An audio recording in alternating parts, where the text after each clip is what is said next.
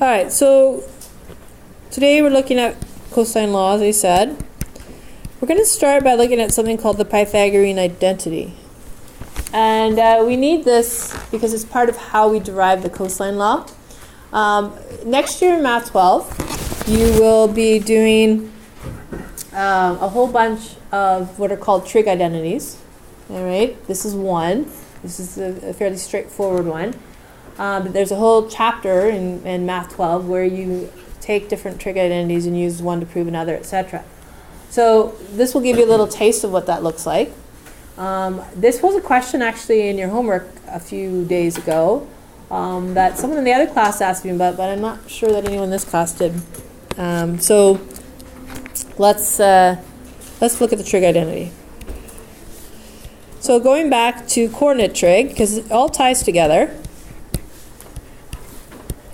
Right, that's our scenario. We have a point P somewhere in the coordinate plane. R is the length from the origin to the point. Theta is the angle in standard position. All right. So we know from our work there that x squared plus y squared equals r squared. Remember we did that the very first day. We also know that we can take, say, x, and we can write it in terms of r and theta. So cos theta equals x over r, so x equals r cos theta. And in the same way, y equals r sine theta. So that's another way that we can give the coordinates of any point. So I'm going to replace x here with r cos theta. And I'm going to replace y with r sine theta.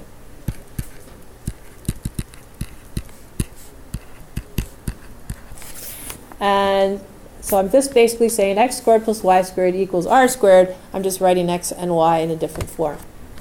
Now, when I square r times cos theta, I'm going to get r squared cos theta squared.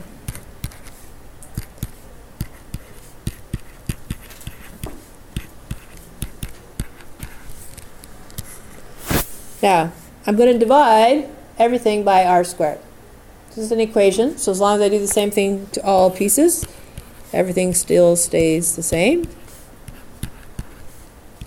So when I do that, my r squares divide out on this side, and I'm left with cos theta squared plus sine theta squared, and r squared divided by r squared is just 1. So that's the Pythagorean identity. Okay? But when I square the cosine of any angle and I square the sine of the same angle, add them together, they will always equal 1. You can try it in your calculator. You could put any angle you want in there. Say cos 29, square it. Sine 29, square it. Add them together, they will always equal 1. Doesn't matter what your angle is. Okay? So, we're going to use that in a moment to prove or help derive the cosine law. So, much like we did a couple of days ago when we looked at sine law for the first time, we're going to look at an example using numbers and a process that you're more familiar with right triangles, and then we will rewrite it with more generic values. So let's say we have a question like this, and I want to find side A. Could I use the sine law?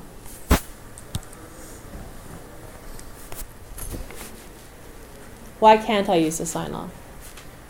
Hannah? You don't have the angles opposite length. Yeah, remember to use the sine law, I need an angle and its corresponding side. And I don't have that. I have an angle and I have two sides, but I don't have their matching pair. So I can't use the sine law. But remember I said to you a couple of days ago, we can solve any triangle if we have 3 pieces of information. And we have 3 pieces of information. We just don't have the right 3 pieces to use the sine law. So that's why we come up with the cosine law. All right. So let's go back to right triangle trig for a moment. If we wanted to use right triangle trig, we could solve this triangle as well. So how do we get right triangles to start with? What did we do the other day? Right. I see all these hands going up and down. We dropped an altitude and made a height, and we made 2 right triangles. So we have one on the right and one on the left. Now the one on the right we know nothing about. Okay? Now I'm going to call this D, and then I'm going to carefully show that this 12 centimeters on the bottom is that whole length from A to C. Okay? So in triangle on the right, we got a couple pieces of information. The left. Triangle on the right, we know nothing about. So we want, never lose sight of what we're looking for, we want to find side A. And that's over on the side where we know nothing. So let's see if we can find some information about side A. Suggestions? What pieces could we find? Skylar? Absolutely. The height's shared by both triangles, so if I find the height of the triangle on the left, that will also be the height of the triangle on the right. All right, so how would we do that?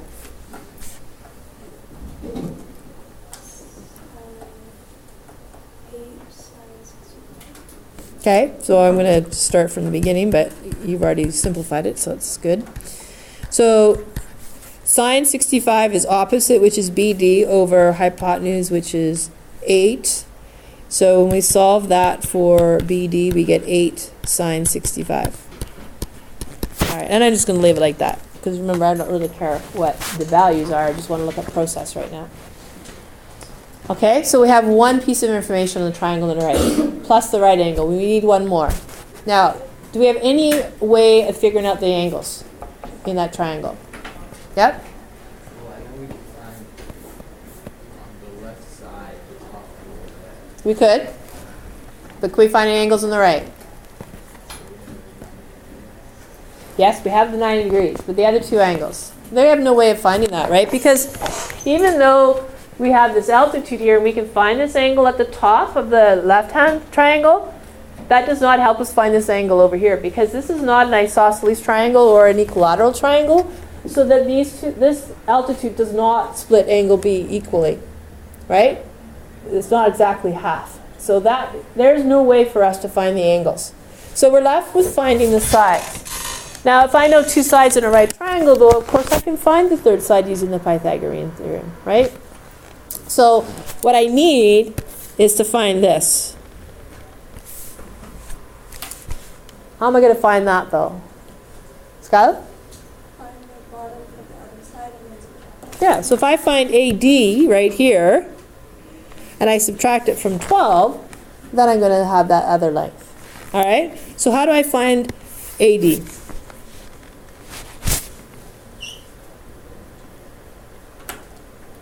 Justin? In the triangle ABD, you have a side and corresponding angle.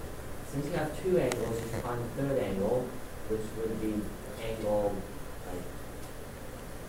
ABD. Okay, but why do I need that That's angle? opposite side AD, so you can use the sine law to find side Okay. AD. I could also do Pythagoras, but what I want to do is only use the information that was originally given to me in the question. So if I only use 8 and 65, how could I do it? Scott? Yeah, use the cosine, right? So my point is that I'm going to take these three pieces of information and I'm going to use those three pieces only to find whatever it is I'm looking for. So I don't want to start finding other pieces and then introducing those in. You're absolutely right. I could find, there's three ways I could find that length at the bottom. But I want to use only the information I had at the beginning of the question. So to do that, I'm going to have to use cosine. So cos 65 equals AD over 8. So AD equals 8 cos 65. And the side we're looking for, which is CD, is 12 minus 8 cos 65. All right. So now I have the two sides on the right-hand triangle that I need to be able to find the third side. And I'm going to apply the Pythagorean theorem. So A squared equals BD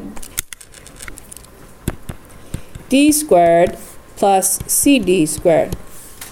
And of course, if I put in what those are equal to, that's 8 sine 65 squared plus 12 minus 8 cos 65 squared. So notice that I have written A in terms of the three pieces of information I was given, the 8, the angle 65, and the 12. And that's it. I haven't introduced any other pieces of info. All right. Now I'm going to leave it like that, because I don't really care how long side A is. I wanted to go through process. So I want to take that statement now. Everybody agree that that's going to work? Everybody see what we've done? We've just found pieces. I just haven't found the numbers, so it looks more complicated. But I could find the numbers, and we would all be fine with finding side A. So let's rewrite this in generic terms.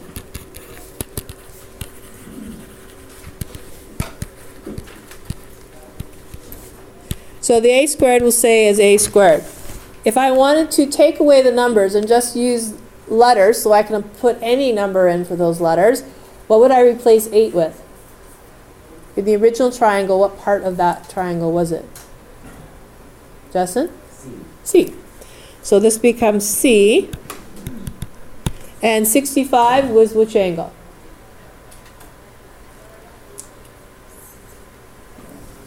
A.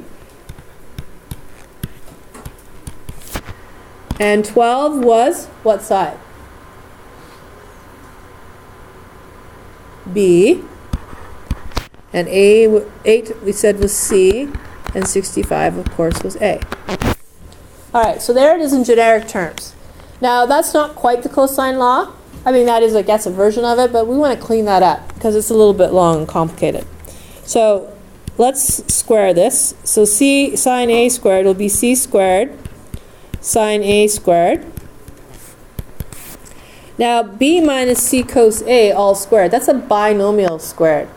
So we're going to get a trinomial answer, right? We're going to get a perfect square.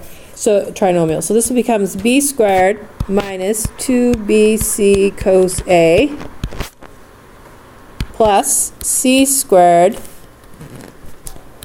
cos A squared. All right? That looks even more ugly than when I started. So let's continue to clean this up.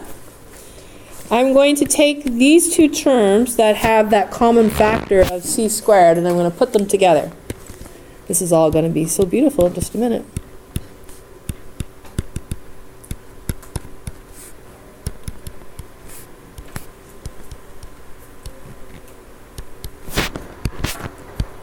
And the rest I'm just going to leave sitting there at the end. Now, out of these first two terms, I'm going to factor out that C squared. And that's going to leave me with sine A squared plus cos A squared.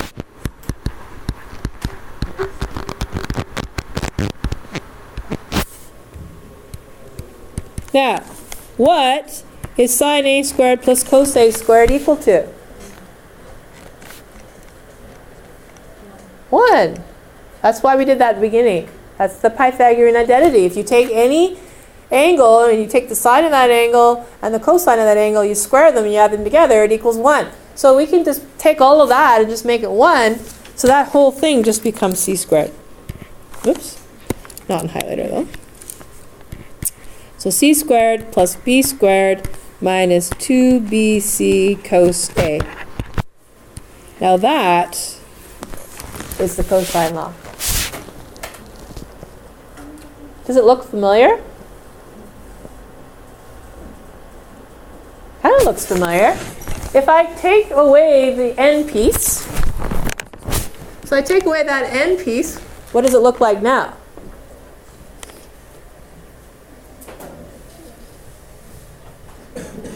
The Pythagorean theorem, isn't it? A squared plus B squared equals C squared. The letters are in a different order, but that doesn't matter.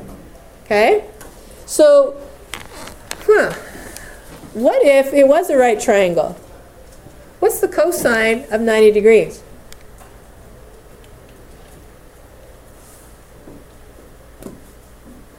Well, remember, I have a point at 90 degrees on the coordinate plane. The x value is 0. Right? And so the cosine, which is x over r, is 0. So if this was a 90-degree triangle, and angle A was 90, this whole piece would disappear. And then you have the Pythagorean theorem. So the cosine law is kind of like the Pythagorean theorem with this adjustment at the end for the fact that it's not a 90-degree triangle. So this is just for the fact it's not 90 degrees. If it is 90 degrees, that becomes 0 and this whole piece disappears and you just have the Pythagorean theorem. Okay? So I know it looks complicated, but it is kind of familiar. Yes? Can we get that on the formula sheet? Yes. I don't expect you to remember the cosine law, nor do I expect you to necessarily, I would never ask you to prove it. Grade 12, you would have to. That's something that you would do in your trig identity chapter. Okay? But we're not going to worry about that. But I just want to show you these things. So I don't want you to think that we make up these formulas and we just kind of go poof, one day they're there. Right? They're all based on what we already know. And you know enough to be able to derive that yourself. You might get hung up a little bit on the algebra, but excuse me, you could do it. So, cosine law, here we go.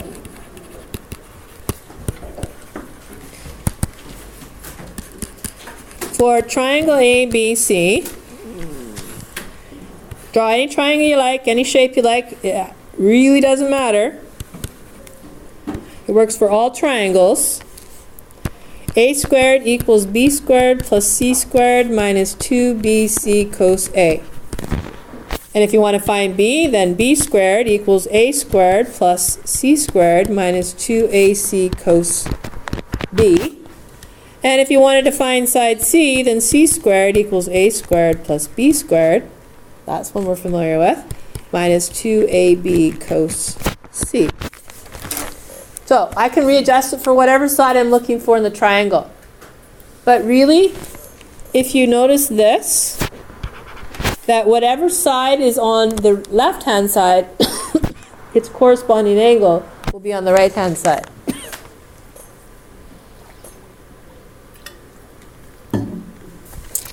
So B is here, angle B is here, C is here, angle C is here. So really, it's not like there's 3 cosine laws, there's only one. You just set it up so that the side that you're looking for, you're using the angle opposite that side on the right-hand side of the formula. Okay, so let's apply this. Now, we only use really the cosine law when we can't use the sine law, because the sine law is a little bit more straightforward. Cosine law is a little bit longer. So if you're looking for when to use it, well, you use it when you have to, when you can't use the sine law. All right? So there's basically 2 types of questions where you can't use the sine law. So the first type is where you're given 2 sides and the angle contained between them.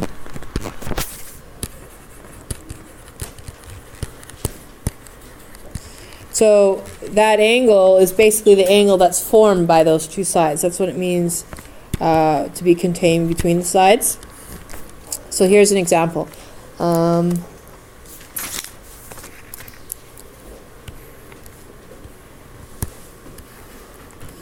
We have this triangle ABC, and we know side A is 18 centimeters, and we know side, no, sorry, wrong example, 12 centimeters, and 15 centimeters. That looks more realistic, and this is 42 degrees. Okay, so angle 42 is contained by those 2 sides, or formed by those 2 sides. That's what it means. So we can't use the sine law because we don't have the side length opposite the angle, and we don't have the angles opposite the side lengths. So our only option is to use the cosine law. All right, so our cosine law says A squared equals B squared plus C squared minus 2BC cos A. So all I have to do is plug in the numbers. A squared is what I'm looking for. Oh, I didn't tell you what I was looking for. Find side A. That would be helpful. So A squared equals B squared, which is 15, plus C squared, which is 12, minus 2 times B times C times the cosine of A, which is 42 degrees. So I'm just plugging numbers into that formula. Now, it doesn't matter if I put the 12 first and the 15 second. It really doesn't matter which one is B and which one is C. Makes no difference in the formula. All right? And now, I'm just going to put this in my calculator. Right? I can put that whole thing in my calculator quite nicely. So, I get 15 squared plus 12 squared minus 2 times 15 times 12 times cos 42. You can plunk it all in there all at once. Press enter. Voila. Now, just be careful that you realize that this, of course, is not A, because that obviously would be way too long, but A squared. So to get A, we have to what?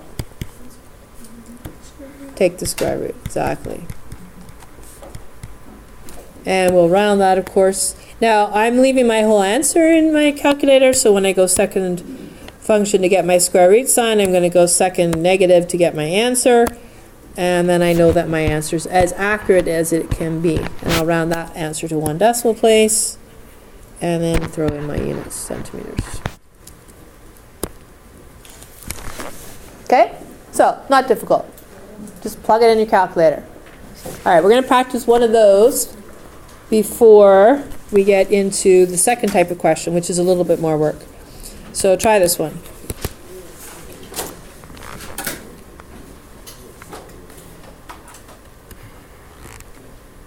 Let's look at one with an obtuse angle. Okay, that's the worst straight line I've ever drawn. Okay.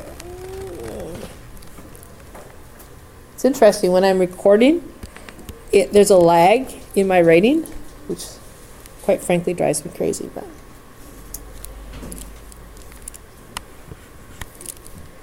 sorry, I'm just looking at my measurements and my length was way too long. And we're going to make this angle 123 degrees. And we're going to mix up the numbers. Let's call it M, N, and P, because the letters, rather, don't make any difference. All right, and I want you to find side P. All right, give that one a shot.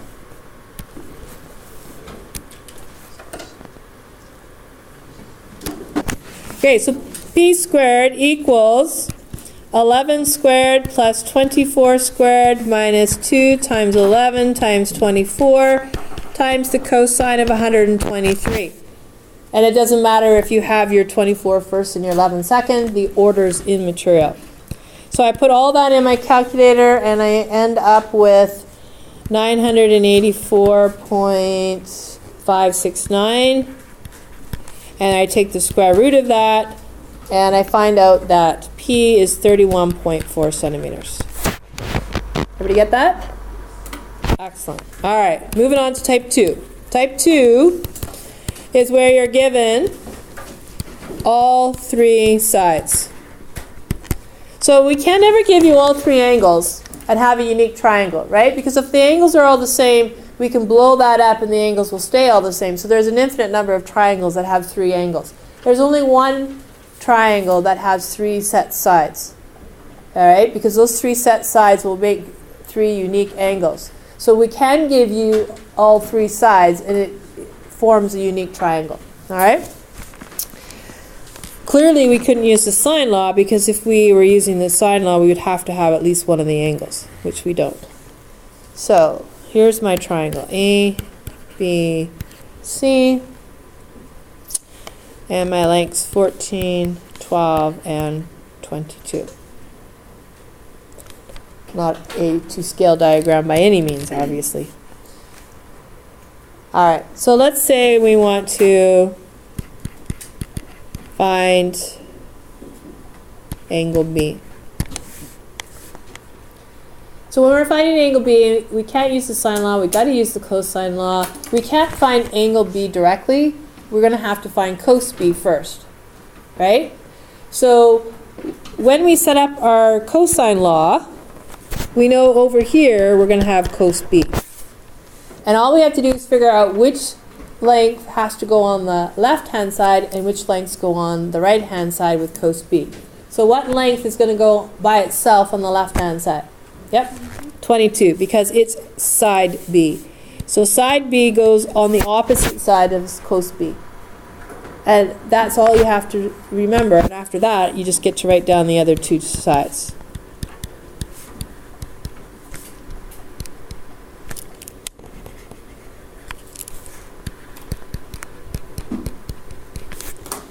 All right? Now, we have to solve for cos B. So do that. Solve for cos B.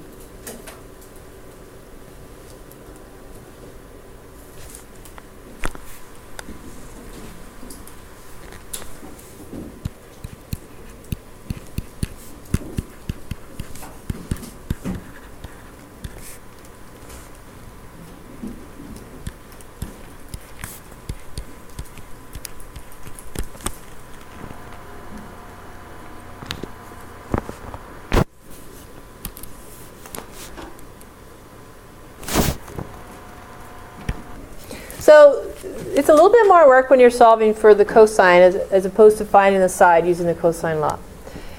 We have to isolate cos B. And I always ask people to do this first because some of you will make the mistake that I hope you won't make again. So I let you make it first when we're learning, so hopefully we don't make it when it counts. This is connected. This 336 is connected to cos B, right? So here's what some students like to do. They like to go, okay, I'm going to go 144 plus 196 minus 336 and get all that down to one number. But you can't do that, right? Because it would be like saying 5 equals 2 plus 7 minus 4x. Okay, if you're going to solve this, you know you need to bring these things over and then divide by -4 to get x by itself. Because the 4 is connected to the x. It's not a number. It's 4 times x. That's the number. And we don't know what that number is. So it's the same thing here. We can't just take 336 away from cos B because it's part of that number. So what we have to do is subtract 144 and 196 and leave the 336 with the cos B for now. So once we do that subtraction, on this side we get 144, and on this side we get negative 336 cos B. I see people erasing and rewriting. So we made that mistake. That's good. If we make it now, we probably won't make it again. Now we can get rid of that negative 336 by doing what? Dividing. So we're not subtracting it, we're dividing it.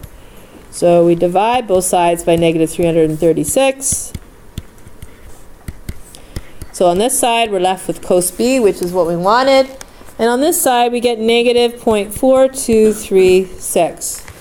So before I find the value of angle B, tell me what you already know about angle B. Look at the value that the cosine of B has, and tell me what that means about angle B.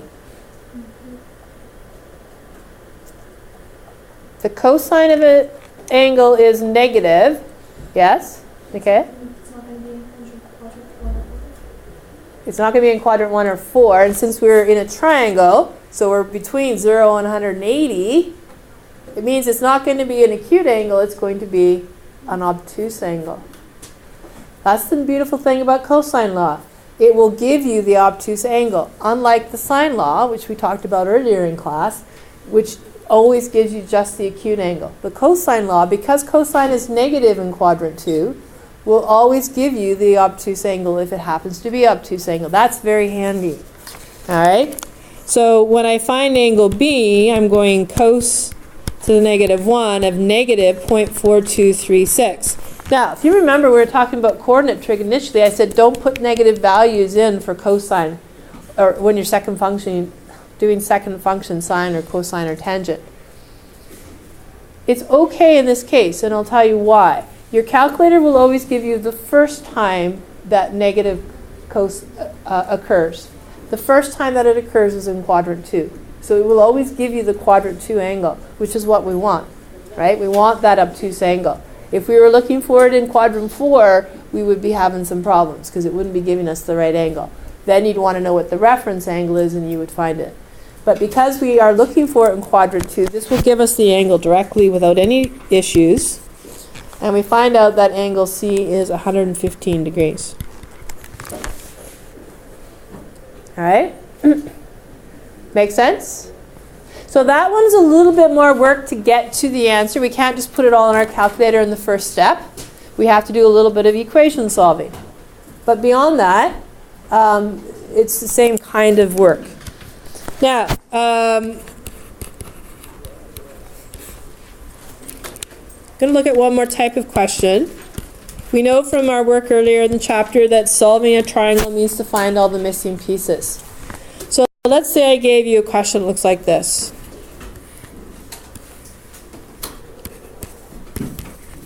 This is, by the way, a question that I would be so unsurprised to see on a test.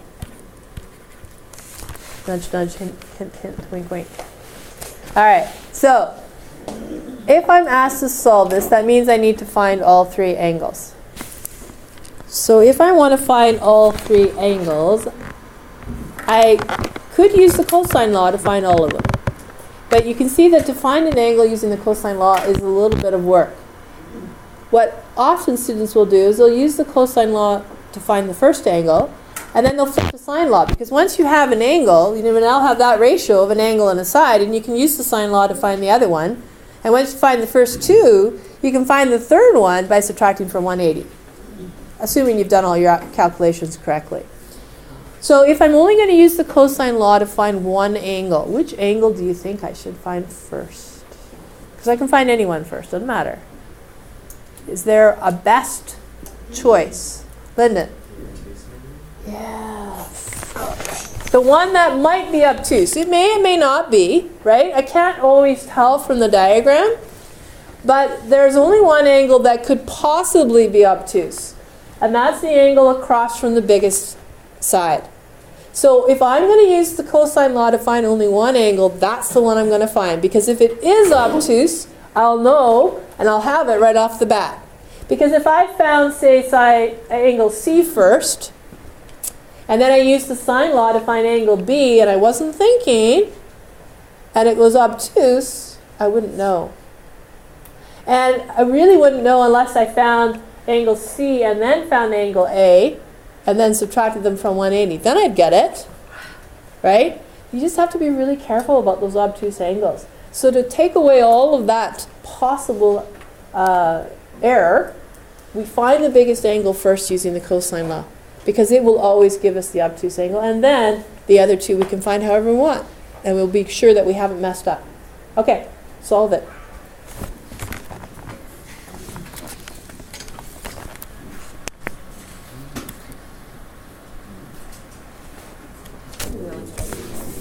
Okay, so I'm going to do angle B first. So we're having problems with angle B, so I'm going to do that with you because I'm not sure why.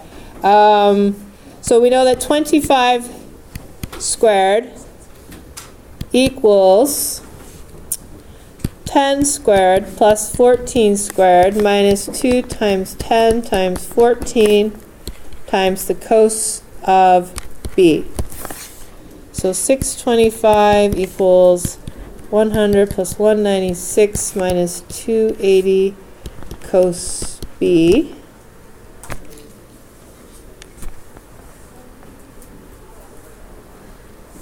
Everybody get that? Okay. So 625 minus 100 minus 196 is 329.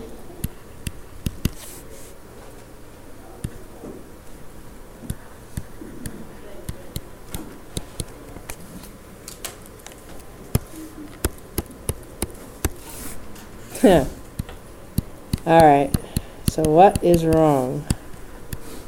Because we can't have cosine. So did I do something wrong? I think that's a possible time. Yeah, that's what I'm thinking. 10 plus 14 is less than 25. Right. No. Okay, so that's my mix up. I just made up numbers and I didn't off the top of my head. You should never do that. You should always check your questions. I usually do. I usually have them all worked out in my notes. So let's make this 22. Okay, so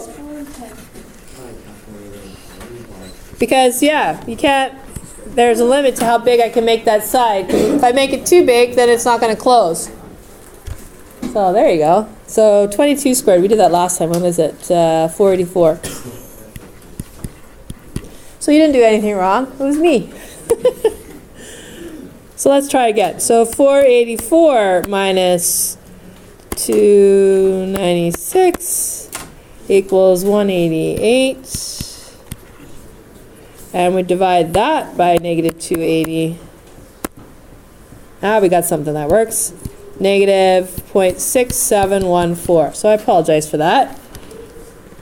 And now to find angle B, we go second function cos, negative 0.6714.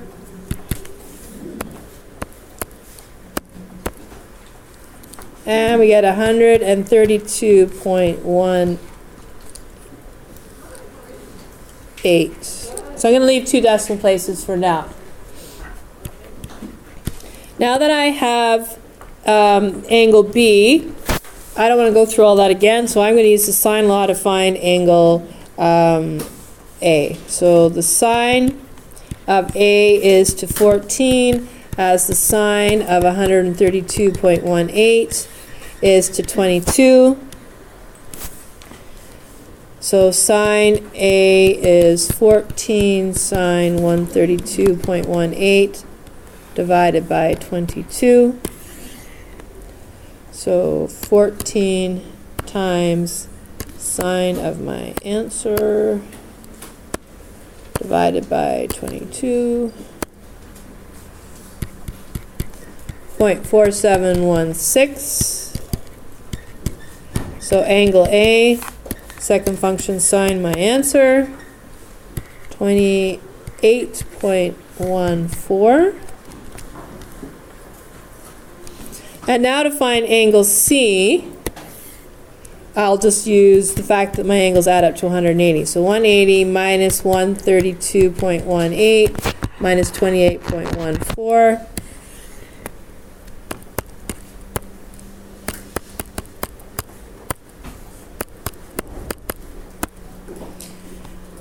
Equals 19.68. So now if I was going to round them all to the nearest degree, I'd say angle A is 28 degrees, angle B is 132 degrees, angle C is 20 degrees. And if you look at those quickly, you'll see that they add up to 180. Sometimes if you leave the bigger decimals and you round them, you might get them equaling 181. And that's just because if they're all around a half and they all round up, you might end up with a slightly bigger total. When we do the nearest degree, we do lose some accuracy. All right? So don't worry about if that happens. Okay, here's what we're going to practice. In particular, make sure you can do all the problems. A question like the one we just did with numbers that actually work. It's for sure going to be on a test. Oh, and we're going to have a quiz on Monday on sine law and cosine law.